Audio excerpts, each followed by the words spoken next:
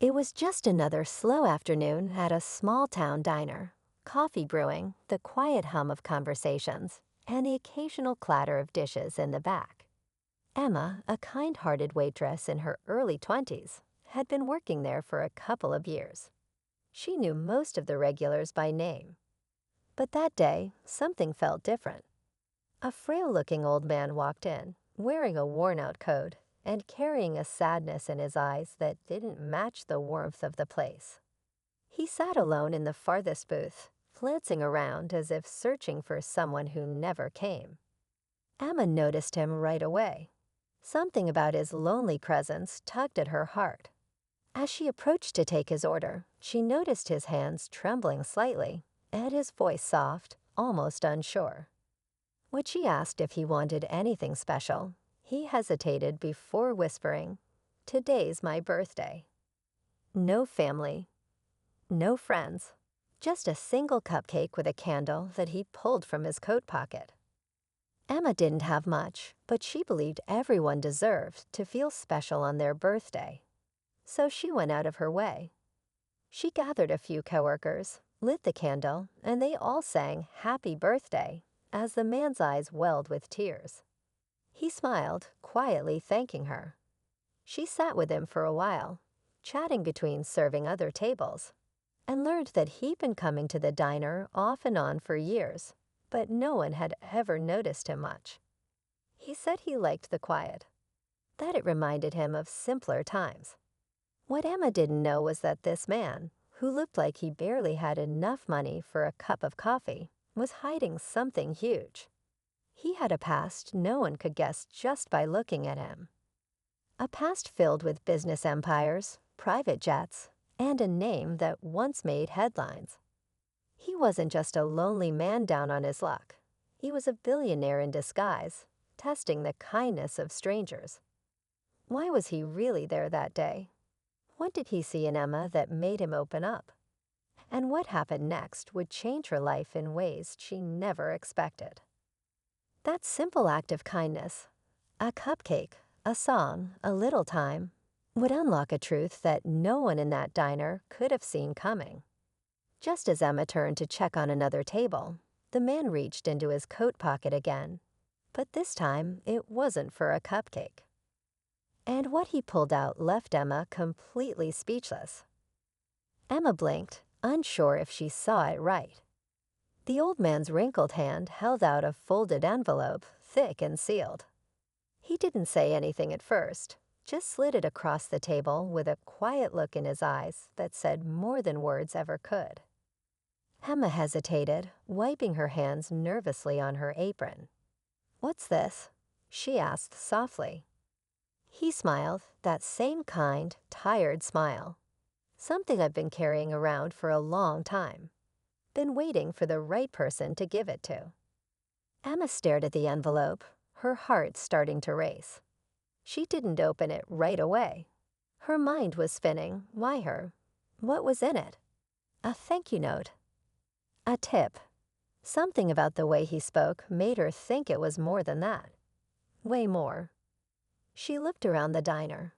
Everything seemed the same. The buzz of the soda machine, the clink of silverware. But inside her, something had shifted. That man, he wasn't just some poor, lonely soul looking for company. There was something deeper, something hidden beneath that quiet exterior. Emma could feel it. And the envelope, it was just the beginning.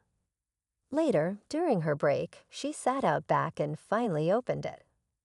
But inside, there was no money. No note. Just an old photograph, black and white, with faded edges. It showed a younger version of the man standing beside what looked like a massive mansion. In the corner of the photo was a logo Emma didn't recognize, but it looked important. Official. Underneath was scribbled, "Asterisk legacy means nothing if it's not passed on." Asterisk. Emma didn't know what to think. Who asterisk was asterisk this man? And what did he want from her? The next day he returned. Same coat, same booth. He greeted Emma with a quiet nod, And this time she sat down across from him, unable to hold back her questions. "Why me?" she asked. "Why give me that picture?" He leaned in, voice low and calm. "You looked at me like a human being, not like a burden, not like someone to ignore. That's rare." Then he told her his name. And when he did, something clicked. She'd heard that name before. On the news. In old articles. Stories about a billionaire who vanished years ago without a trace. Rumors said he'd lost everything, or just walked away from the fortune. But here he was, sitting in her booth, eating her apple pie. He wasn't done talking. "I spent the last few years watching people, seeing how they treat others when they think no one's watching. You surprised me." And before Emma could ask more, he reached into his coat again. This time, the old man pulled out a small leather notebook, edges cracked and worn like it had been through years of weather and time. He placed it gently on the table and slid it toward Emma. "What's this?" she asked, her fingers brushing the cover. "Everything," he replied. Emma hesitated. She wasn't sure if she should open it right there in the diner or wait until she got home. The man didn't push. He simply sipped his coffee and looked out the window, as if lost in another life. Customers came and went. The diner carried on like normal. But in that booth, time felt slower, heavier. That night, Emma finally opened the notebook. Inside were names, dates, places, some scribbled, others written in neat, purposeful handwriting. There were journal entries, pages torn from newspapers, and even property deeds. But what really caught her eye were the letters. Dozens of them, all written to someone named Henry. Some were signed, most weren't, but the messages were full of regret, warnings, and secrets. Emma couldn't piece it all together yet, but one thing was clear. This wasn't just a forgotten billionaire. He'd been hiding from something, or someone, for a long time. The next morning, she showed up early for her shift, hoping he'd come back. And he did. Same booth, same coffee, no small talk this time. Emma sat down and placed the notebook on the table between them. "Who's Henry?" she asked quietly. The man looked at her for a long time before answering. "My son," he said, or he was. "I haven't seen him in over 20 years." That hit Emma hard. Suddenly, the loneliness made more sense. The wandering, the need to find someone who still had heart.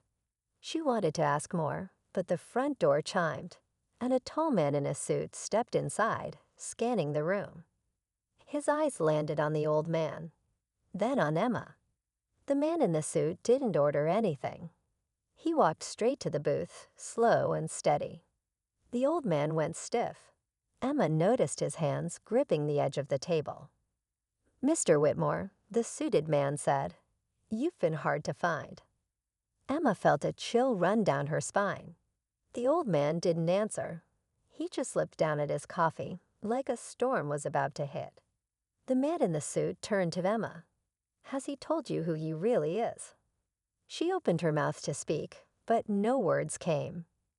Because now she wasn't sure if the man she'd shown so much kindness to was a harmless stranger, or someone with secrets too big to stay hidden much longer. Emma's pulse quickened. The man in the suit didn't raise his voice, but his presence alone filled the room with tension. A few customers turned to look, sensing something was off. The old man, Mr. Whitmore, apparently finally lifted his eyes to meet the strangers. They were filled with something Emma hadn't seen before. Not sadness this time. Not warmth. Fear. "I told you I don't want to be found," Mr. Whitmore said, his voice firm but tired. The man in the suit didn't flinch. "You left behind responsibilities. People are still asking questions. The board's getting nervous." Emma glanced between the two men, completely lost. Responsibilities? Board? What had she stepped into? The man turned to her again, his tone shifting slightly. "You don't know what he's done, do you?" he asked. "This isn't just some sweet old man with a few regrets. This is Arthur Whitmore, founder of Whitmore Industries. He disappeared during a major investigation. Billions of dollars unaccounted for." Emma's breath caught in her throat. She looked at Arthur, searching his face for a sign, some hint that this wasn't true. But he didn't deny it. He just looked tired, like this moment had been chasing him for years. "I never stole anything," Arthur said calmly. "But I walked away because I couldn't trust the people around me. They were going to ruin everything I built, and I couldn't stop them." The man shook his head. "That's not your decision to make. The world thought you were dead. Your family thought you were dead." Emma's eyes widened. Asterisk family asterisk. She remembered the letters in the notebook, the ones addressed to Henry. His son. Did he even know his father was still alive? Arthur's hands were shaking now. He looked at Emma. "I came here because I was looking for someone I could trust. Someone who reminded me that kindness still exists." Emma didn't know what to say. Her heart was racing, her mind spinning. She had just wanted to make a lonely man feel special on his birthday. Now she was caught in the middle of something way bigger than she could have imagined. Outside the diner, a sleek black car pulled up. Another man stepped out, older, serious-looking, holding a folder. The suited man inside the diner glanced out the window and nodded slightly, like the next step had arrived. Arthur's voice was barely a whisper. "Please don't leave me now, Emma." But she didn't even know what side she was on anymore.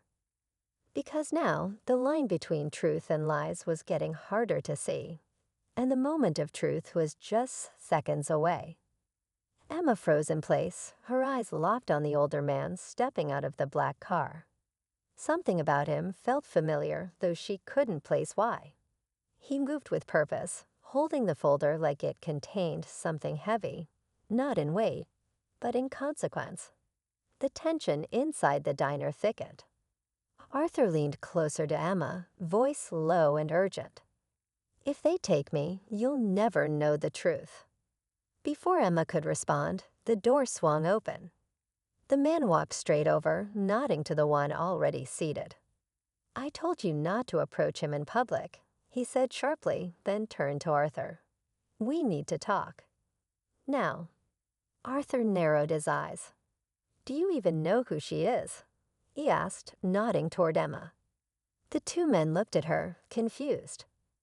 Emma felt suddenly exposed, like a spotlight had landed on her. "I'm just a waitress," she said quietly, though even as the words left her mouth, something in her gut told her it wasn't the full truth anymore. "No," Arthur said, shaking his head. "You're not asterisk, just asterisk anything." He turned back to the older man. "Before you tell me what's in that folder, tell her your name." The man hesitated, clearly not expecting that. But then he sighed and spoke, "Henry Whitmore." Emma blinked. The name hit her like a jolt. Asterisk Henry, asterisk the son, the one from the letters. Arthur sat back, silent. Emma looked between them, completely stunned. "You're his son?" Henry nodded slowly. "And he's not telling you everything." Arthur didn't deny it. Henry placed the folder on the table and opened it, revealing photos, documents, and a copy of a will, none of which made any immediate sense to Emma. But what caught her eye was a photo of asterisk her asterisk, taken from a distance. Outside the diner. Another showed her walking to her car. She felt a chill crawl up her spine. "Why do you have these?" she asked, her voice shaky. Henry answered flatly, "Because this wasn't a coincidence. My father's been watching you. For months. You're not just some kind stranger. You were chosen." Emma turned to Arthur, heart pounding. "Is that true?" He looked at her, eyes full of something heavy, remorse, maybe. "I didn't know how to tell you. But yes." I've been looking for someone with heart, with loyalty, someone who could carry on something I can't anymore. Emma's stomach twisted. This wasn't just about kindness or loneliness. She'd walked into a plan far more complicated than she could have imagined. And now she had to decide, keep listening or walk away before she got pulled in any deeper. But the truth was, she might already be in too deep. Emma sat frozen, her thoughts spinning as fast as her heartbeat. She had just learned that she wasn't part of some random act of fate. She'd been watched, selected, and drawn into a life far more complex than she ever imagined. Her hands trembled as she reached for the folder, flipping through the papers again. They were financial statements, property lists, and signed letters, all pointing to a single conclusion. Arthur Whitmore wasn't just passing time in a small-town diner. He was choosing his successor. I wanted to leave my legacy to someone who hadn't been corrupted by it, Arthur said softly, eyes on her. You reminded me of who I was before the money changed everything. Henry crossed his arms. You think giving your empire to a waitress makes up for abandoning your family, your company? Emma stood up slowly, her voice stronger than she expected. I didn't ask for any of this. You both dragged me into something I never agreed to. But did show him kindness. Not because I wanted anything, because I thought he needed it. Arthur smiled faintly. And that's exactly why I chose you. Henry slammed his hand on the table. She doesn't know how to run a company. She doesn't even know who we really are. I didn't either when I started, Arthur replied. She has what matters. Heart. Emma looked between them, her own voice shaking now.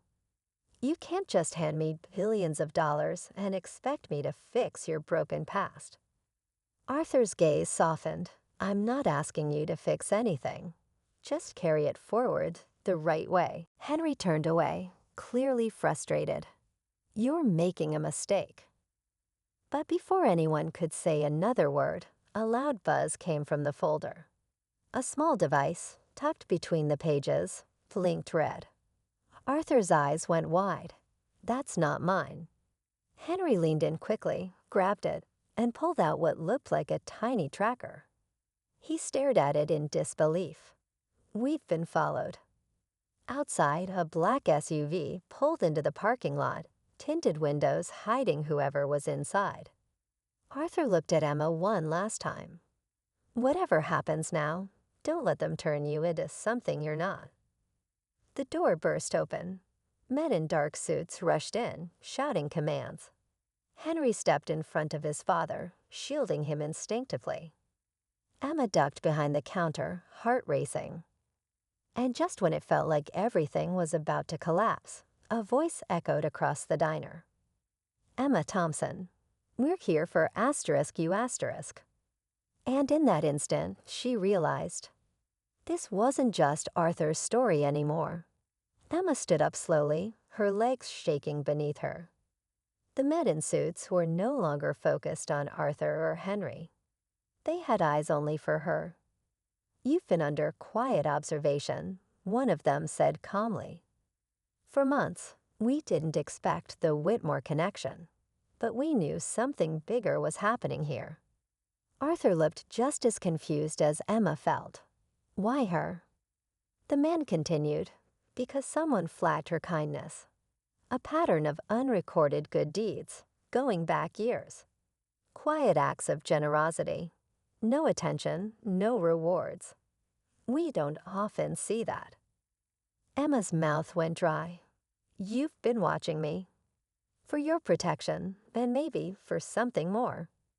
As quickly as they'd arrived, the men stepped back, nodded respectfully to her, and walked out, leaving only stunned silence behind. Emma turned to Arthur. You knew nothing about that, did you? He shook his head, chuckling faintly. Seems we both underestimated who you really are. Henry sat down heavily, the tension finally breaking in his shoulders. Maybe I was wrong, he muttered. Maybe Dad wasn't. You didn't ask for this, but somehow you ended up in the center of it.